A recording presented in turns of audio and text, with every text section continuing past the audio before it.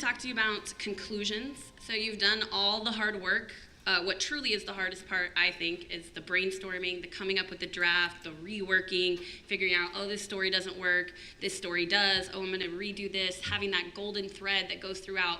And you've come up with it. You've come up with a solid idea. You've come up with a good narrative. It shows your personality. It shows your voice. It shows your struggles and your growth. And then you have to end it. And this is where all your steam is over. You're just done. You don't know how to end it. You don't know how to make it memorable. And you're going to ruin all your hard work by just kind of ending on this very mediocre, flat note. And that's what we want to avoid with weak conclusions. Okay, this is your last impression on the reader. You have to make it count. You have to make it memorable. So one of the things we want to do with the conclusion is try to relate the topic to something more important. As Ashley was saying, we're trying to make you focus on a little slice of your life.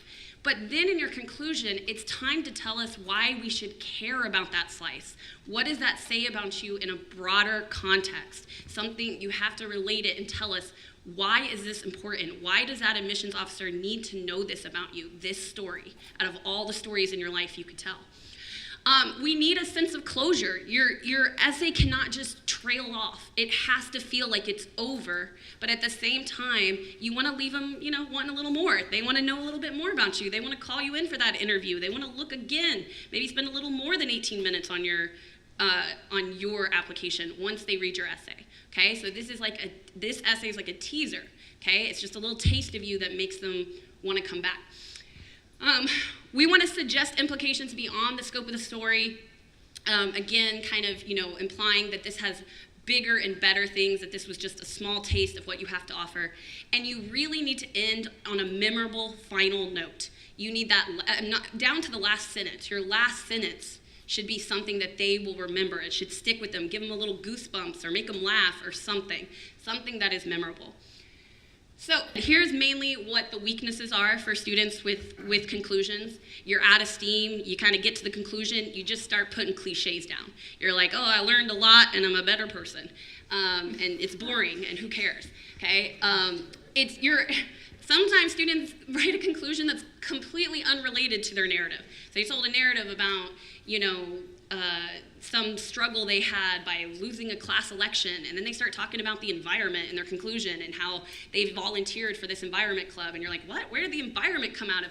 Like, they just want to throw everything. They want to do a little mini, resume redo in the conclusion. Oh, by the way, here's all the clubs I was in. Let me stick that in the conclusion. Okay, no, that's terrible. It's not memorable. It just kind of, maybe you started off with that great hook, really made them think, and by the time they get to the end of your essay, they're tired too. They're like, okay, it started good, but I'm already done with this. Okay? You try to do too much. You try to say too much. You go into all these grand philosophies of who you are as a person and your life and all these things, and you go away from that, what you're supposed to be doing, telling a small slice of who you are that tells us something bigger. Okay? You have to really narrow it down to what is important to you. What do they need to know about you that they can't just get from your application or your recommendations? What they need to know. Okay? Like I said, overly grandiose or just cliche. We want to stick away from that. So this is an example of a student of mine. Her essay was very strong. We had done all the hard work. We had thrown out some bad ideas, some things, and she decided to tell a story that was very difficult for her, a story about some hardships that she had gone through. So she did that hard work, and then she gets to the conclusion, and this is what she wrote. Despite everything that has occurred in the past 2 years, I will continue to remain positive and work hard so that one day I will be able to see these trials as a sign of perseverance as opposed to a reminder of a sad event. Okay. It's good grammar, but it's well written, but there's just nothing there. It just is a cliche. I learned a lot, I had trials, I went through the trials. So, how can we fix this? What are some strategies to make your conclusion great? There are 4 things that we tend to recommend, and you don't have to do just one of these. Sometimes we do a combination of these. So number 1 is the realization, okay? That kind of now I know, now I realize. That really shows that growth, that development. We maybe want to stay away from the cliche statement, now I know, now I realize. But that can be a big way of showing why was this story important for you to tell. Because now you have learned, you have grown, you've developed, you knew something you didn't know before. The track back, this is like in a film, you know, in the last shot of the film, they're all zoomed in and then they slowly zoom out and you get to see the big picture. That's what your conclusion can be. You've been showing this small slice of life. Your conclusion can be where you kind of zoom out and show, how does this fit into the bigger course of your life? How does this show just one example of a larger picture of who you are?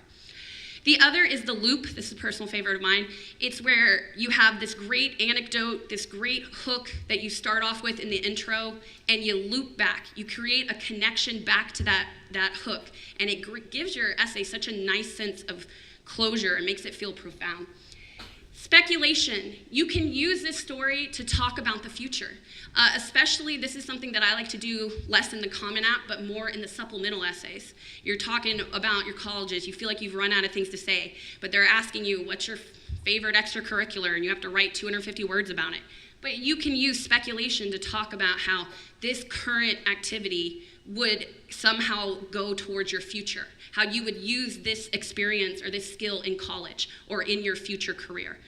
So we're going to look at the example of the from this to the revised version.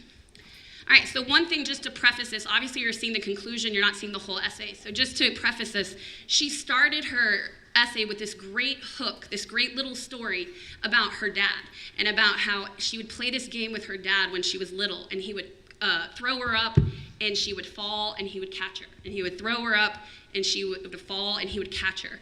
And how when she was little, she always knew her dad would be there to catch her when she fell.